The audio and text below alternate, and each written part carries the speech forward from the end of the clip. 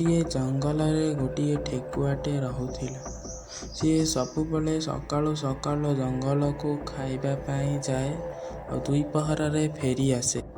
ଗୋଟେ ଦିନ ସକାଳୁ ଯାଉ ଯାଉ ଗୋଟିଏ ଶୃଗାଳକୁ ଦେଖିଲା। ଶୃଗାଳକୁ ଦେଖି ସିଏ ପୁରା ଡରି ଯାଇଛି। ସିଏ ଶୃଗାଳକୁ ଦେଖିକି କ'ଣ କରିବ କିଛି ଜାଣିପାରିଲା ନାହିଁ। ସେଇଠୁ ସିଏ ଦୌଡ଼ିକି ପଳାଇଲା। ଦୌଡ଼ି ଦୌଡ଼ି ଯାଇ ଗୋଟିଏ ଝାଡ଼ିରେ ପଶିଲା। ଶୃଗାଳ ଦେଖି କହିଲା, ଆରେ ସେଠି କ'ଣ ଗୋଟେ ଖଡ଼ ଖଡ଼ ହେଉଛି, ଚାଲ ଯାଇ ଦେଖିବା। ଶୃଗାଳ ସେଇଠୁ ଗଲା। ଯାଇକି ଦେଖିଲା ବସିକି ଠେକୁଆଟା ଅଛି। ଠେକୁଆ ଶୃଗାଳକୁ ଦେଖିକି ଦୌଡ଼ି ଦୌଡ଼ି ପଳେଇଗଲା। ଦୌଡ଼ି ଦୌଡ଼ି ଯାଇ ଗୋଟିଏ ଜାଗାରେ ଲୁଚିକି ରହିଗଲା। ସିଏ ଭାବିଲା, ମୁଁ ଯଦିକା ବାହାରକୁ ଯିବି ଏ ଶୃଗାଳ ମୋତେ ଖାଇଦେବ।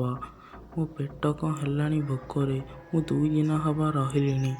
ଚାଲ ଟିକେ ଯିବା ଜଙ୍ଗଲ ଆଡ଼େ ବୁଲିକି ଟିକେ ଖାଇ ଦେଇକି ଆସିବା।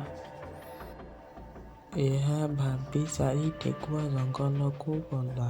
ଜଙ୍ଗଲକୁ ଯାଉ ଯାଉ ଗୋଟିଏ ଜିନିଷଟା ତା ଆଖିରେ ପଡ଼ିଲା। ସିଏ କହିଲା, ସେଇଟା କ'ଣ ଗୋଟେ ଥୁଆ ହେଇଛି। ତାର ପାଖକୁ ଗଲା। ଯାଇକି ଦେଖିଲା ଯେ ସେଇଟା ଗୋଟେ ଢୋଲ। ଢୋଲକୁ ଦେଖି ସିଏ ବାଜା ବଜେଇଲା। ହେଲେ ସେ ଜାଣିନଥିଲା ଶୃଗାଳ ଆସି ତା ପାଖରେ ଠିଆ ହେଇଗଲା। ଏହା ଦେଖି ଠେକୁଆର ମୁଣ୍ଡ କିଛି କାମ କଲାନି। ସେ କହିଲା, ମୁଁ କ'ଣ କରିବି ଏବେ? ମୋତେ ଗୋଟେ କିଛି କରିବାକୁ ପଡ଼ିବ, ନହେଲେ ଏ ଶୃଗାଳ ମୋତେ ଖାଇଦେବ। କ'ଣ କରିବି ମୁଁ କିଛି ଜାଣିପାରୁନି। ଏ ପ୍ରଭୁ, ଏ ଶୃଗାଳଠୁ ମୋତେ ବଞ୍ଚେଇ ଦିଅ, ନହେଲେ ଇଏ ମୋତେ ଖାଇଦେବ। ଶୃଗାଳ ଭାଇ, ମୋତେ ଖାଅନି, ଖାଅନି। କ'ଣ ଖାଇକି ମୋତେ କ'ଣ ପାଇବ? ମୁଁ ଗୋଟେ ଛୋଟିଆ ଜୀବଟେ। ମୋତେ ଖାଇକି ତମେ କ'ଣ ପେଟ ପୂରିବ? ଏହା କହି ଠେକୁଆଟି କ'ଣ ଗୋଟେ କରିବ ବୋଲି ଭାବିଲା। ମୁଣ୍ଡରେ ତାର କିଛି ପଶୁନି। କ'ଣ କରିବ କହି କହିଲା, ଏଇ ଢୋଲ ଭିତରେ ମୋର ଗୋଟିଏ ଛୁଆ ଅଛି।